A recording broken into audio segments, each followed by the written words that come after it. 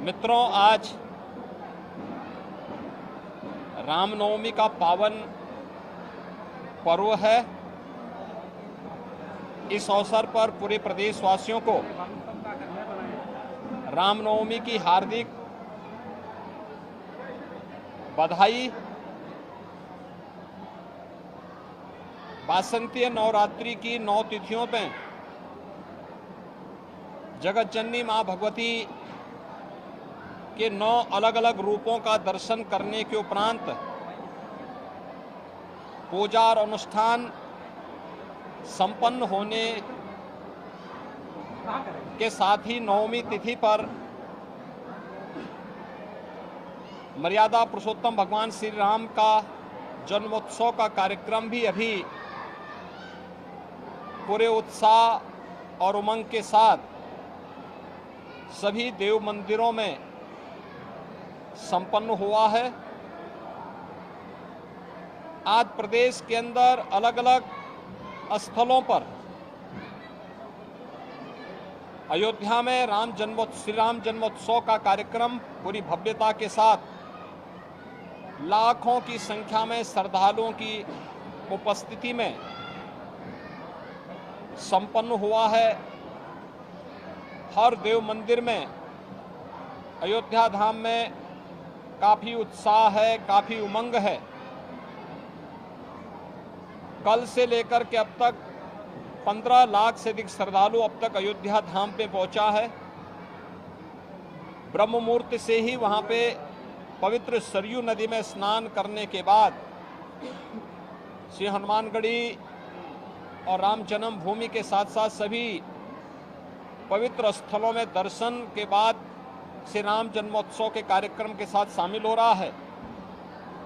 तो प्रदेश भर के सभी शक्ति पीठों में भी इस अवसर पर जगत जननी मां भगवती के सिद्धिदात्री स्वरूप का दर्शन करने के लिए लाखों की संख्या में श्रद्धालुजन उमड़े हुए हैं।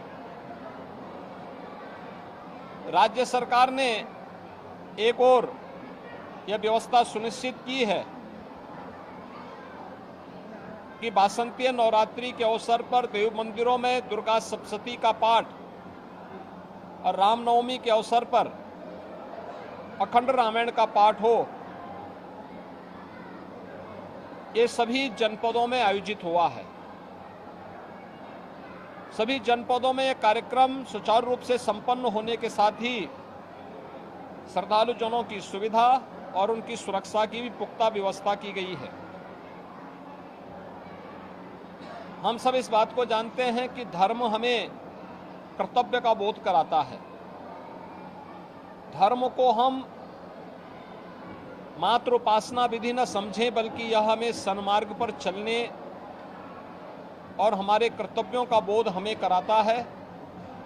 और इसलिए सरकार के स्तर पर हर उस सात्विक वृत्ति को, सकारात्मक और रचनात्मक प्रवृत्ति को प्रोत्साहित करने का कार्य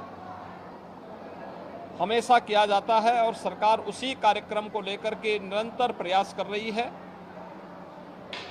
मुझे प्रसन्नता है कि नवरात्रि के कार्यक्रम पूरे प्रदेश भर में पूरे उत्साह और उमंग के साथ श्रद्धालु जनों ने इस पूरे कार्यक्रम में भागीदारी बनकर के देव मंदिरों में, शक्तिपीठों में दर्शन किया और श्री रामनवमी के आयोजन में अयोध्या धाम में भी लाखों की संख्या में श्रद्धालु जनों की उपस्थिति इस बात को प्रदर्शित करती है कि सात्विक और रचनात्मक प्रवृत्ति तेजी के साथ आगे बढ़ी है। देश के अंदर आदरणीय प्रधानमंत्री जी के नेतृत्व में जिस रचनात्मकता को आगे बढ़ाया गया है वो एक नए भारत की ताकत है। उत्तर से दक्षिण, पूरब से पश्चिम, आज पूरा भारत जब एक स्वर में प्रधानमंत्री मोदी जी के नेतृत्व में बोलता है, यह भारत की ताकत का एहसास भी कराता है। भारत के सामर्थ्य को भी दुनिया के सामने प्रस्तुत करता है। एक समर्थ भारत, एक शक्तिशाली भारत की ताकत का एहसास यह सब करता है और स्वाभाविक रूप से एक समर्थ भारत के अंदर ही ये संभव हो पाया है कि राम राज्य की उस परिकल्पना को साकार किया जा सके जिसमें बिना भेदभाव के शासन की योजना का लाभ हर गरीब, हर किसान, हर नौजवान, हर महिला और समाज के प्रत्येक तबके तक पहुंचाया जा सके।